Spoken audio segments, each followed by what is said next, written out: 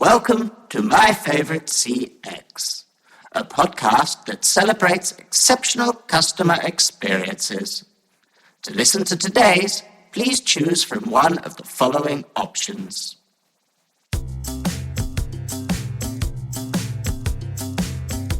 Welcome to My Favorite Customer Experience. I'm Chris Holt from Holt CX Consultancy, and we're here to celebrate some exceptional customer experiences.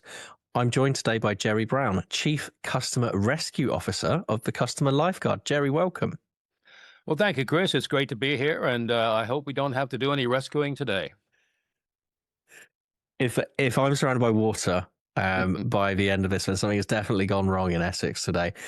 Gerry, you're the author of When a Customer Wins, Nobody Loses, and you work to help organizations to develop and deploy customer experience strategies and procure enabling technology. Indeed. You host webinars and podcasts, and also, intriguingly, you're also part of the Brighton and Hove Albion Fan Advisory Board to bring customer experience benefits to the fans. Good season? Well, yeah, it's been a bit of up and down one, as many clubs are finding. You know, there doesn't seem to be anyone that really wants this desperately. So we've gone through our bad spots, but right now we're in reasonably good shape. A couple of wins, and there's a good chance we might end up in sixth place and qualify for Europe if everything goes our way. And for context to our listeners that are wondering why we still don't know how the Premier League ended when you're listening to this at the end of June, we're recording this. There's still 2 rounds to play in the Premier League. So a little bit of context there. And Gerry, Chief Customer Rescue Officer, I'm intrigued. Why don't you tell us a little bit more about what you do? Sure. Well, I'll give you a really brief history of how I got there. I guess, as you can see, I've been doing this for a while. This isn't makeup. I've been involved with customers for a long time. I started working for Bell Canada many years ago, when there was very little in terms of anything to do with the term customer experience was unknown. Customer service wasn't really good, and I helped them in developing a lot of the programs that they use to train people, to become more effective on the phone. Because in Canada, being such a big country, just getting in your car and going for a meeting from Toronto to Vancouver was totally impractical. You just don't do that. So the idea of using the phone, which of course now we do, but the idea of using the phone more effectively was one of the things that they and many of the other phone companies in both the US and Canada were doing. So I spent a lot of time doing that. Fast forward to quite a few years, I ended up working for Genesys in Vancouver. Just after Genesys had started, so this was 1997, and Genesys were just coming to the market, and of course they were becoming a very well-known organization because of what they were doing with their screen pop. Of course, was a big thing in those days, early computer telephony integration, early CTI. And so I spent some time with Genesys in Vancouver. Then I came over to the UK to be a director of channels is where I ended up in Genesys. And so I got to see lots of, really the bigger contact centers that were being deployed at the time by Genesys. And then I went out on my own in 2004. And at that time, my thinking was really to expand because I thought, well, I don't want to just be offering Genesys solutions. There were other ones out there. And I thought, well, let's get out there and see what else I can do.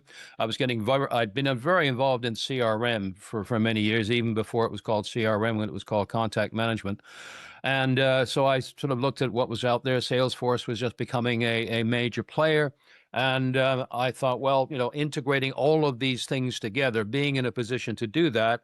And so that's really what I went out to do, to be an independent consultant, helping organizations look at this complex, even then, somewhat complex smorgasbord of all of the things that were out there.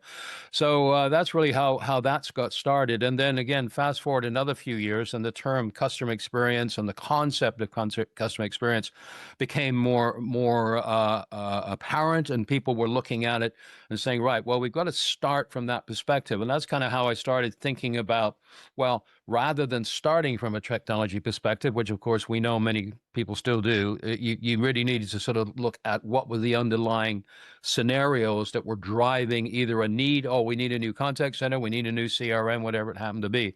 And so customer experience was really the sort of thing that started to drive that. So I just started looking at, well, what does that really mean? And the idea of the title of the company and the title, my title came from that, because I started to look at going out there and being a consultant. And I thought, well, do I want to be, do I want my company to be called GB Consulting, or do I want it to be something that people might just remember? So I was quite involved with the Professional Speaking Association at that time. And many of the people I went to, when I saw them, said, well, if you want to be remembered, you got to have something a bit more memorable than, AB Consulting or ABC. So I thought, well, is that customer champion? Is that seemed a bit cheesy. So the idea of customer lifeguard came along, and I thought, customer lifeguard, saving the world from bad customer service. And that just kind of came to me. And I thought, well, if I'm saving the world from customer service, I better be the Chief Customer Rescue Officer. So that's how it all came about. And it's lasted. And yes, sometimes I'm sure people think it's a bit cheesy, but I like it. Definitely a unique proposition, man, in terms of where you work with a business. So it can be developing their strategy, but also looking at the technology, understanding, I guess, whether something's still fit for purpose. Absolutely. And my starting point always is the customer experience that they're currently delivering. And so when I wrote the book, When a Customer Wins, Nobody Loses, it was based on something that I had started talking and writing about many years ago, which was what I called the 4 principles of customer experience, which are culture, communication, commitment, and community.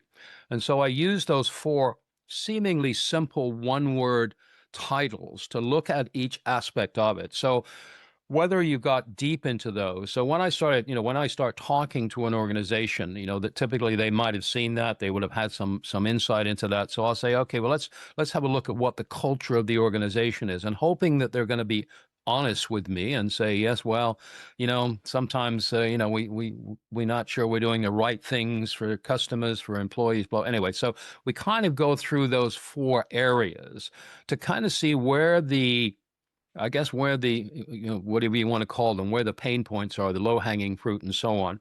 And a starting point for me, an engagement starting point for me, will always be in the contact center. So I've done side-by-sides with many people in the contact center.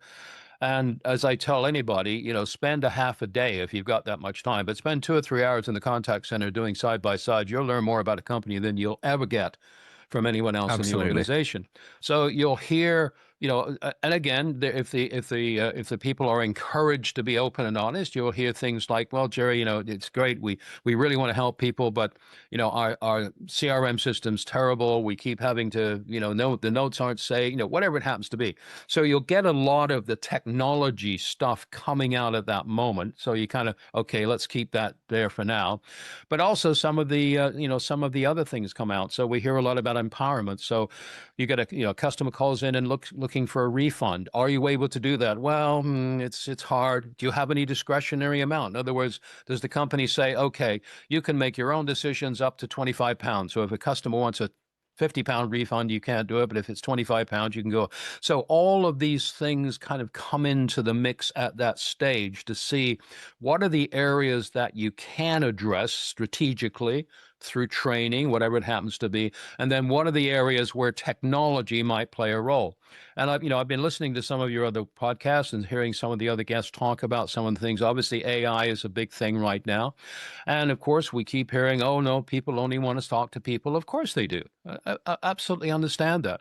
But if there is an area, and again, this is things you hear from a lot of people. If there's an area where clearly an AI, an intelligent, and what I've done a course that I wrote for the CCMA, which is about talking about how to deploy AI, in this case, conversational AI. I talk about the fact that, well, there are probably some applications where you have these more simplified queries. opening hours, changing passwords, all of these kinds of things, which you can do quite successfully with an intelligent voice agent. So yes, is that an area that we can explore? So in that first half day, if you will, that's where I'm looking at all of the things that are going to be part of this engagement. And hopefully the client has allowed me to have a fairly expansive view of that. And, then I'll kind of break it down and say, right, well, it sounds like we might need to help them a little bit with some training. Again, going back to my time in Bell Canada when I was doing a lot of that stuff. So I've got quite comfortable working with people, working with groups like that. It could be, having an honest discussion with them about their policies. Do you have some policies that are really handcuffing your people from delivering a great experience? And then, the third part of that might be the technology. So we kind of go through all of those things, and then as we move forward, if technology then becomes a major component of that, I work with a lot of organizations. And the way I do this is I have relationships with most of the major CCaaS and AI players, and I'll call them informal relationships.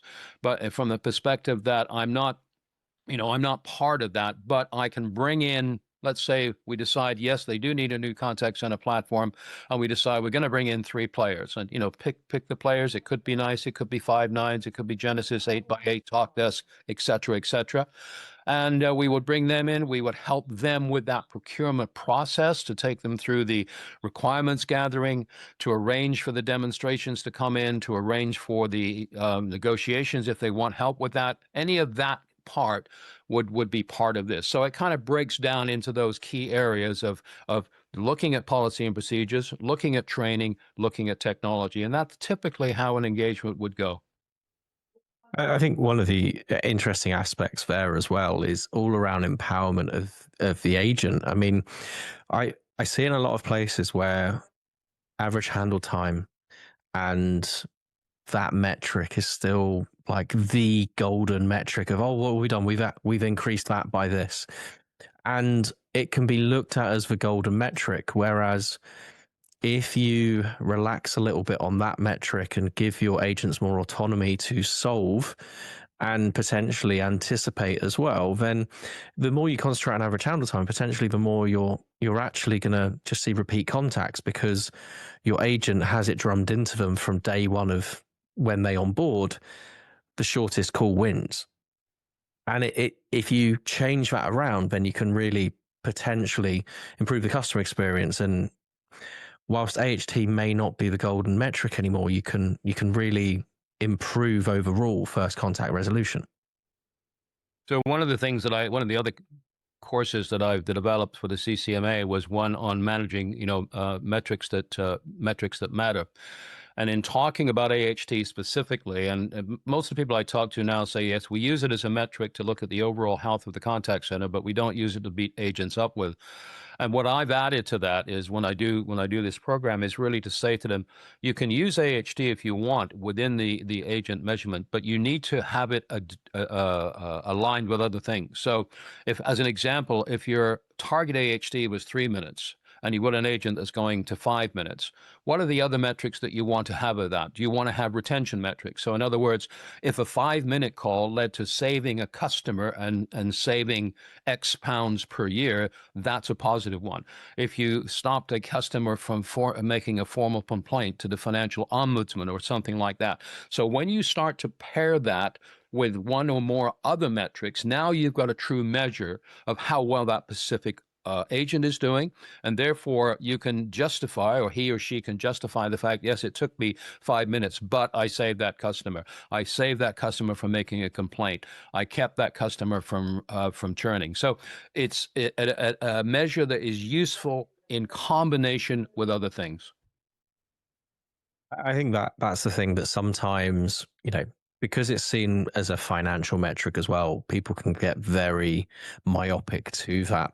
Moving to the technology side, coming in to the world of Genesys in 97, where screen pop was seen as revolutionary in terms of technology, to where we are now, where integrations no longer kind of bring out people in like goosebumps and fear of, this project's gonna mothball, because now we can use all kinds of tools to integrate. what excites you? What have you seen, or in terms of the evolve, in terms of the evolution, in terms of where things have changed? What is exciting you now with what you can achieve with customers? Well, I think the thing you mentioned there, you touch on, because you talk about integration. And again, going back 20, 25 plus years, in those days with Genesis, even with Genesis being a fairly advanced organization at that time, thinking about the integrations they were trying to do then. So Siebel was a big player then, SAP was a big player. So the integrations with CRM was the big thing at that point, because clearly if you want to do ScreenPot, you've got to be able to get the information out of the CRM. So that was always a big thing. Oh yes, we have a link to Siebel, or we have a link, so pushing it that way. And those things didn't always work very well. So I think, one of the things that you clearly touched on is the APIs that have been developed, over many years. So most organizations, any of the ones that we've talked about now, if you're talking about integration with CRM, if you're talking about Salesforce or Dynamics or whatever it happens to be, that's out of the box, done already. So I think that's one of the most significant things.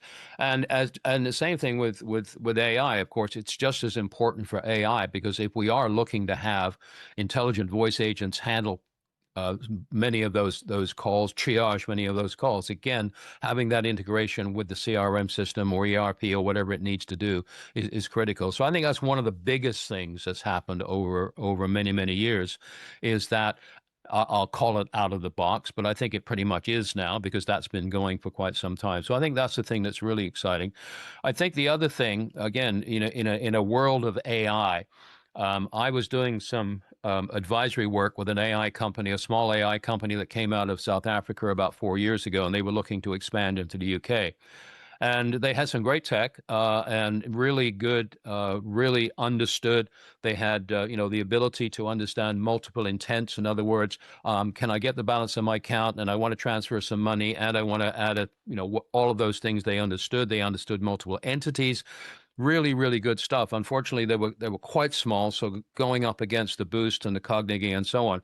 But what I saw then 4 years ago, I now see so many other companies doing this very well. So the course that I did design was really to compare basic chatbots, as in, I'm sorry, I don't understand you. Can you repeat that? Can you say it another way? And which drives us all crazy, to ones that absolutely understand nuance, understand. While we hear about, oh, well, they don't understand empathy. They don't, of course. They're not empathetic, but they can pick up on tone. They can pick up on key words. And if you're doing all of that, and you've got someone screaming for an agent, and hopefully their language is still within the bounds of human decency, but they can go, right, okay, I need to do something here. So what you're seeing, I think, is the explosion of some really good IVAs, or intelligent voice agents. Agentic is a different step, but I think that's another thing that excites me, because while people are still a little reluctant, oh no, we want to talk to people. Yes, yes, yes, get that.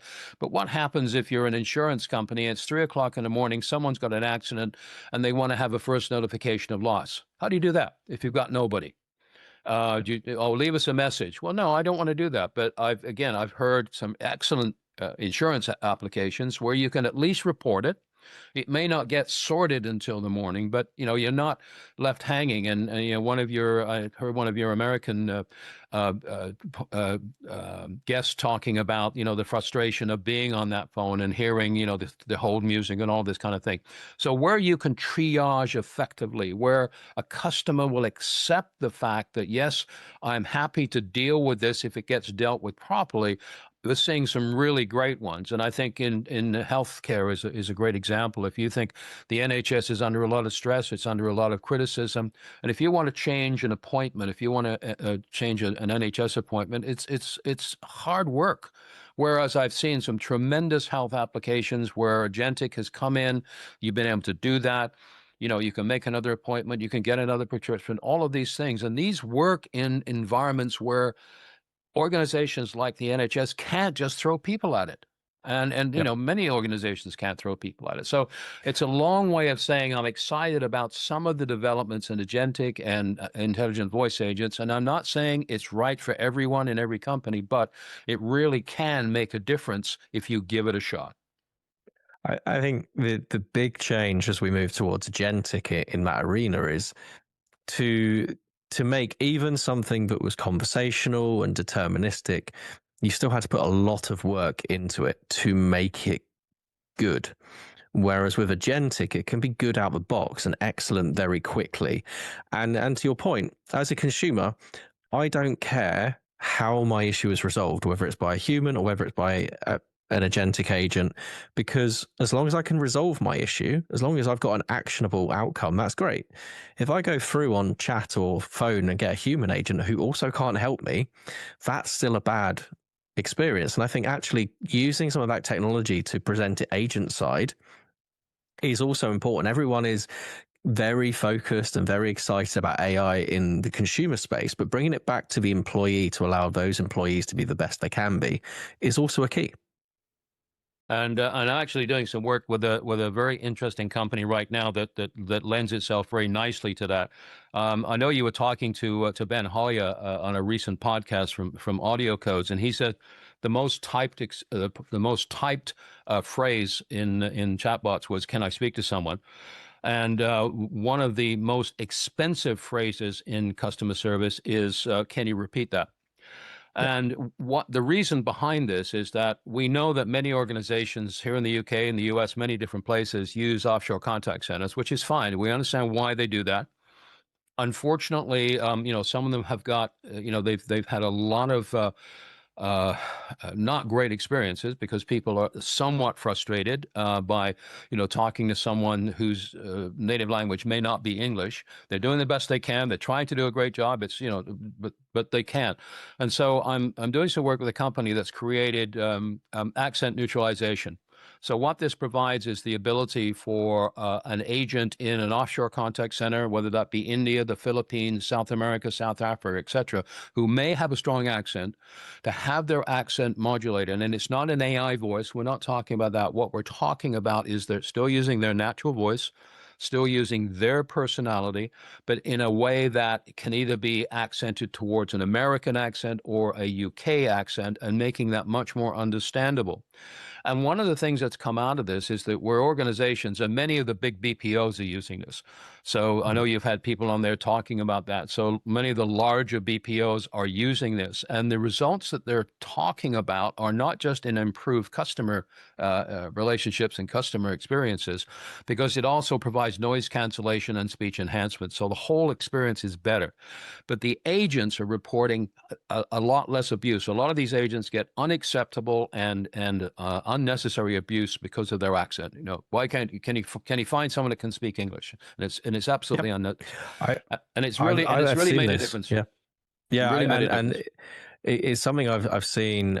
Customer a couple of years back, they had a customer that called about 20 times wanting to speak to an English agent, and that meant the cost of serve and the morale of the 19 agents before they got to just like having a conversation of I don't like your accent, and I struggle with the morality of accent Absolutely. neutralization. There are other things to consider there, but if you think about it, yeah, from the employee perspective of I'm not getting abuse, we should be better as humans anyway, but Yeah, we should be, but we're not, unfortunately. And you're right. That issue that you raise is one. I've heard that, and people say, "Oh, we're trying to whitewash," if I can use that terminology. But that's not it. And again, I think if the agents were against it, that would be one thing. But the agents have said, we're getting so much better or so much less abuse. In fact, one organization was actually tracking the number of days where they didn't get abuse, and I think they got up to 42 days, and it really made a difference. So from a well-being perspective, from the ability for them to do their job, for the ability for them to stay in their job because they don't quit too easily, I think it works. So yes, there is a balance to be maintained, but I think this seems to be working for many businesses. Yeah, I think it's a really fascinating topic, and I think maybe for a future episode we'll bring one of those providers in to the podcast to chat a little bit more. Gerry, we're going to take a quick pause there, and when we come back, we're going to ask you about one of your favorite customer experiences. Absolutely. Your call is important to us.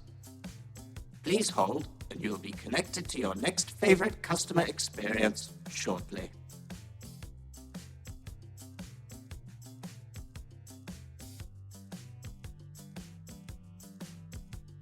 Welcome back to my favorite customer experience. My guest this week is Gerry Brown, the Chief Customer Rescue Officer of the Customer Lifeguard. And Gerry, we spent the first half talking about some of the things you're seeing within the world of customer experience.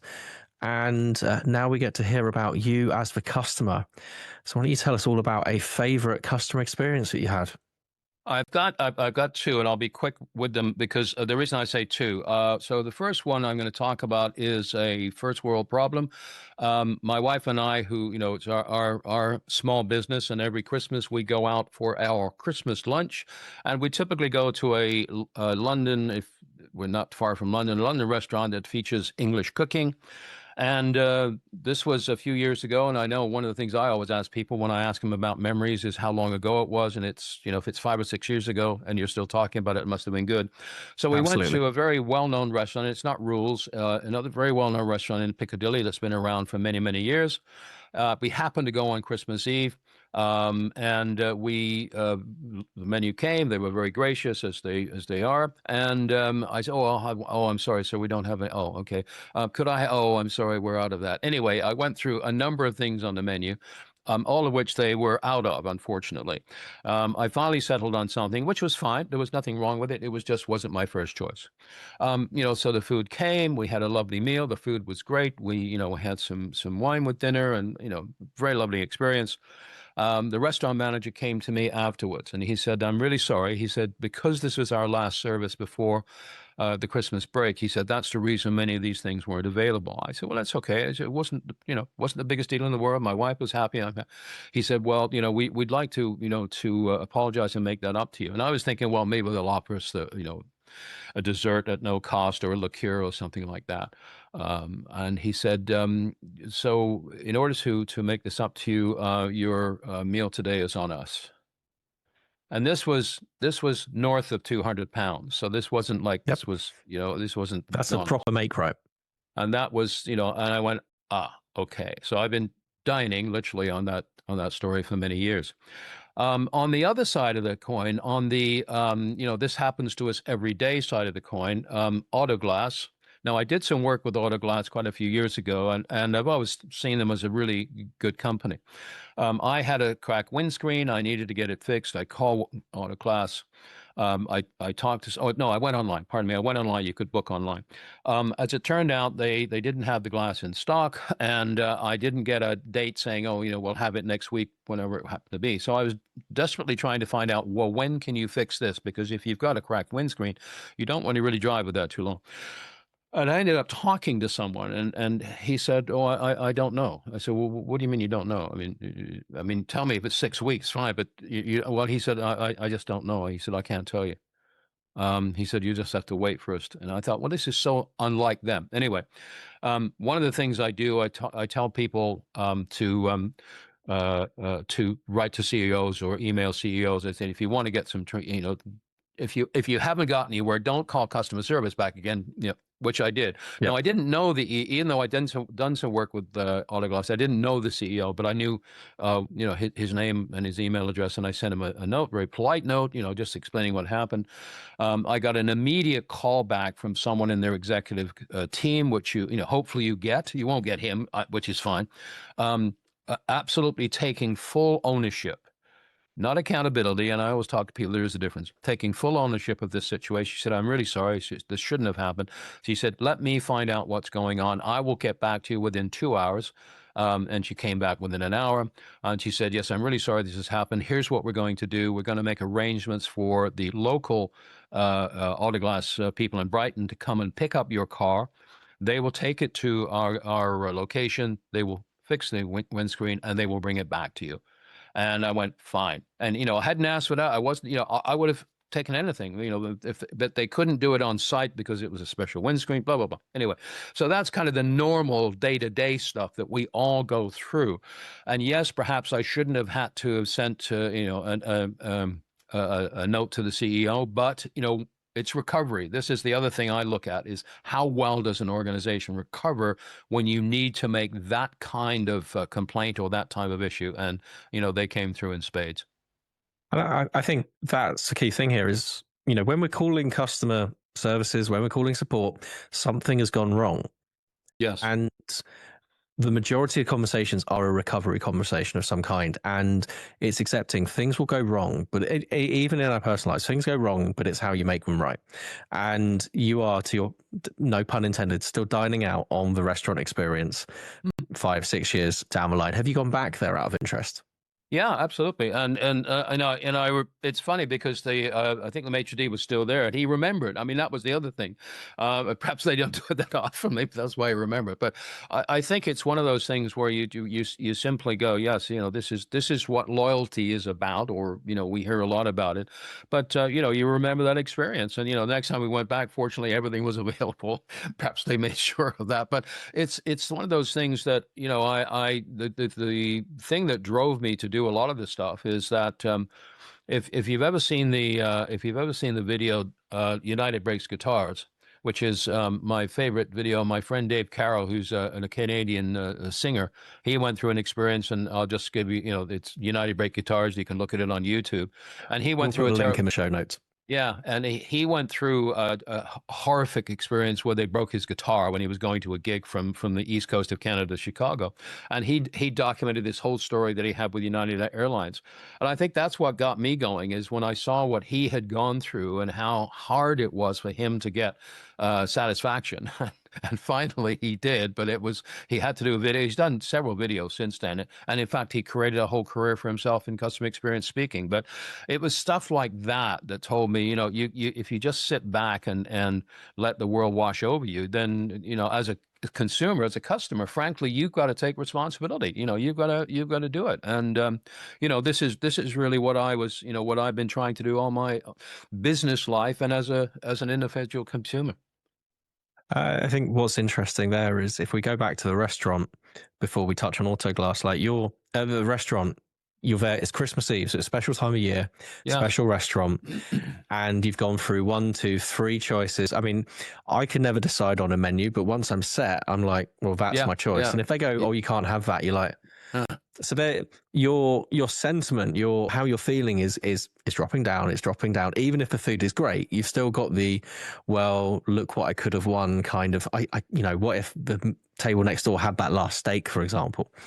And putting all of that right has meant that actually you've gone back. You're still talking about it years later. You've gone back. You're talking about it. You've actually spent more at the establishment.